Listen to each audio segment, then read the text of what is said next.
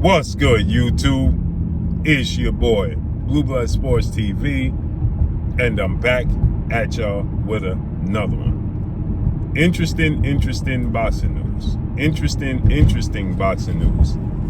As Robert Garcia has this to say. That would be awesome. But yeah, that would be, a perfect fight because of, Dallas, Spence, big name, all that.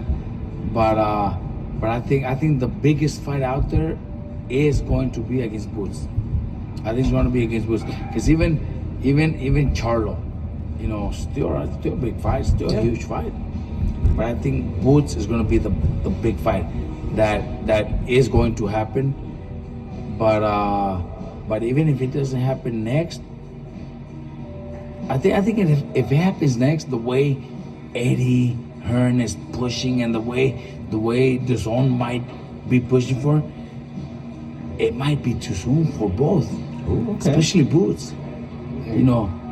But if Boots gets a good win against somebody like the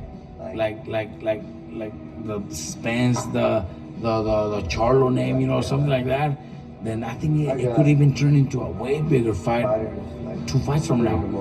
You know what I mean? Yeah. I really believe so, because that's the fight that will happen. It needs to happen, but it doesn't have to be next. But if it's next, we're gonna do it. We're gonna do it, unless if Eddie and Golden Boy and DAZN, if they want to push for that fight to be next, then it'll be next. But so meaning he also wants part of it. So we have options, man. Boots is not our only option. Virgil might be Boots' only option because the Mexican-American, the rivalry, the big fights. But we have different options. Fundora is also another one of our options. Like I talked to Suleiman myself, and he told us, look, I could. Well, y'all get the drift. What's good, YouTube? It's your boy, Blue Blood Sports TV, and I'm back at y'all with another one. Shout out to YSM having this interview. So, well-renowned trainer, future Hall of Fame trainer, former world champion, Robert Garcia, states that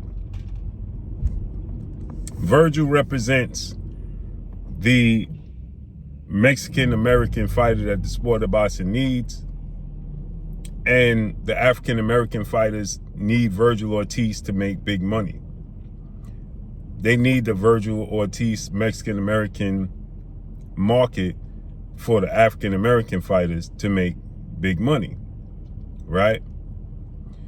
And he states that Boots might not have options, but Virgil has all the options.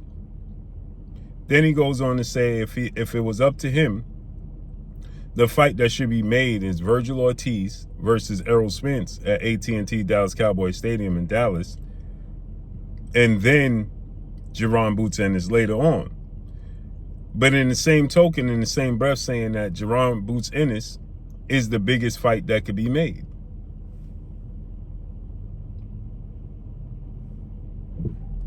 Say what? Jerron Boots Ennis is the biggest fight that could be made for Virgil, which means Virgil needs the African-American fighters. Because he didn't say that Virgil Ortiz and Sebastian Fundora is the biggest fight in boxing, Mexican versus Mexican, right? If the African-American fighters need Virgil Ortiz, then Virgil needs them in reverse, right? So with that said, he goes on to say Virgil should fight Errol Spence and then fight Jerron Boots Ennis. I gotta sip my tea on that, my green tea.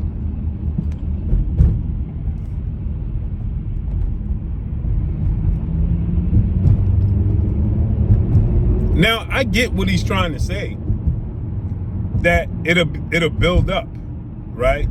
If Virgil fights and beats Errol Spence at AT&T Dallas Cowboys Stadium and Jerron Boots Ennis gets a big win. I've said this, right?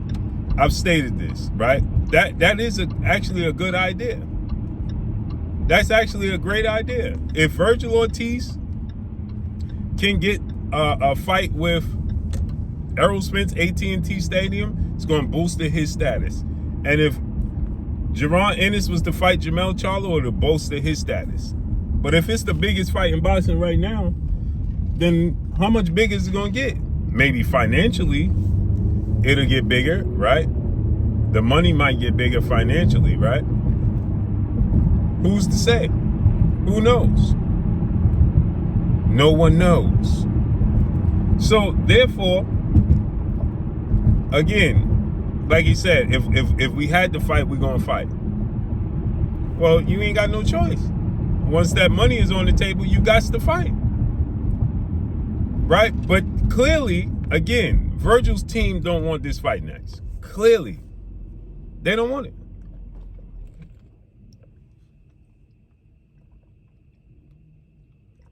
They don't want it. They don't like it. They don't like the style matchup. They know that Jaron Boots Ennis can destroy all plans moving forward. You're going to have to build Vergil up from the ground up, and now the people see a specific style troubles him, and he ain't Canelo Alvarez. See, when Canelo did it against Floyd, and Jaron Ennis is not Floyd Mayweather. That's the problem. See, if you're talking about Terrence Crawford and Virgil Ortiz, they'll chomp at the bit. They'll jump at the opportunity. Why, Sway? Let me explain to you why. They'll chomp at the bit to fight Terrence Crawford. Because losing to Terrence Crawford is like you never lost. You're supposed to lose to Terrence Crawford. He's the best fighter in the world. Just like when you lose to Floyd Mayweather, you got an excuse. Well, Virgil was green. Virgil was still young. He hadn't learned and fought on that level, right? They'll give you a pass. Jaron Ennis is not on the Floyd Mayweather Terrence Crawford level. So if you lose to Jaron Ennis, that's massive. Everybody gonna frown at you now. Like, wow, bro, you lost to Jaron Ennis. Not that Jaron Ennis is not great, but he hasn't reached that status yet. So when you lose to an all-time great like Floyd and Terrence Crawford, it's like you never lost. Or they'll find an excuse. Well, he lost to Terrence. It's like losing to Michael Jordan or Tom Brady. You know. But if you lose on an equal playing field, that's a completely different conversation. And that's where the problem lies with Virgil and Jaron Ennis. They want it to be worth their loss. Period. Point blank and period. So let's see how this unfolds and plays out, man. But let me know what y'all think. Drop a comment in the comment section. Follow me on Instagram at Blue Blood Sports TV, all one word. It's your boy Blue signing off. I'm gone. Peace.